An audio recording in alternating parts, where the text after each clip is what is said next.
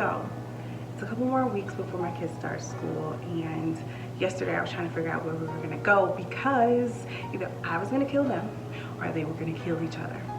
So we chose life, and we were gonna head out the door. And so while I was heading out the door, this little small voice was like, what about the botanical garden? And I was like, well, we haven't been there all summer.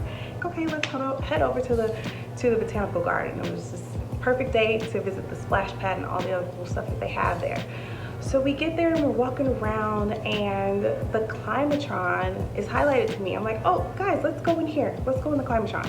So we go in the climatron. If you don't know what that is, it's this huge dome, greenhouse dome full of plants and trees, some of which wouldn't grow in the environment that we live in. So as we were walking through, we were looking at the citrus trees, we were looking at some of the different flowers and the fish that were in there. And then all of a sudden this sign just really stood out to me.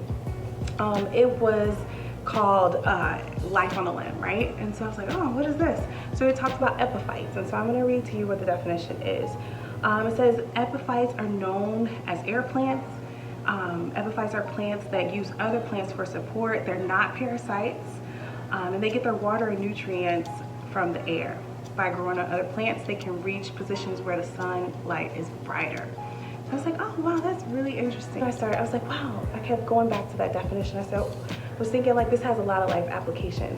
First thing I think about is as a parent, right?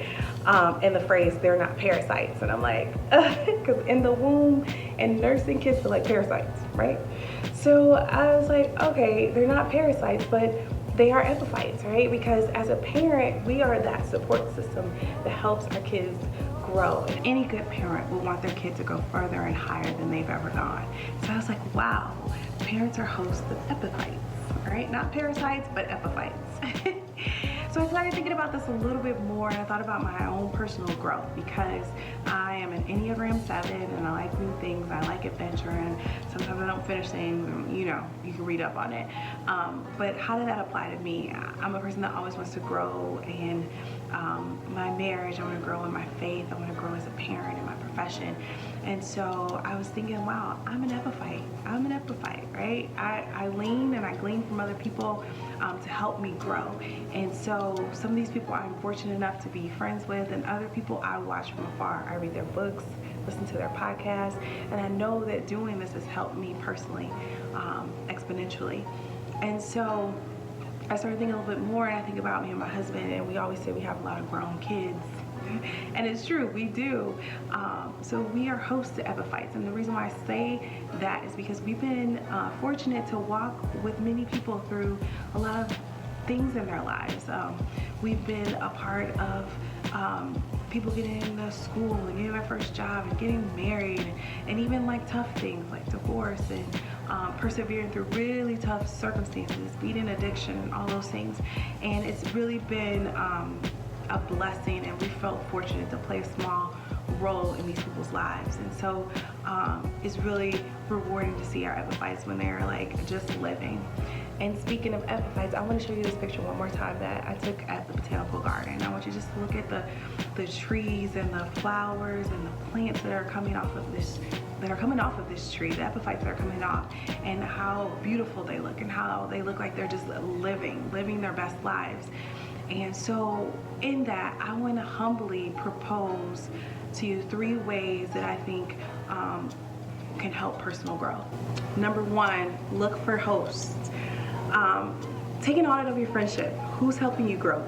Who's making you reach for more? If there's no one in your friend group that's doing that, ask God to guide you. Maybe you are the person that's supposed to start that dynamic within your friendship.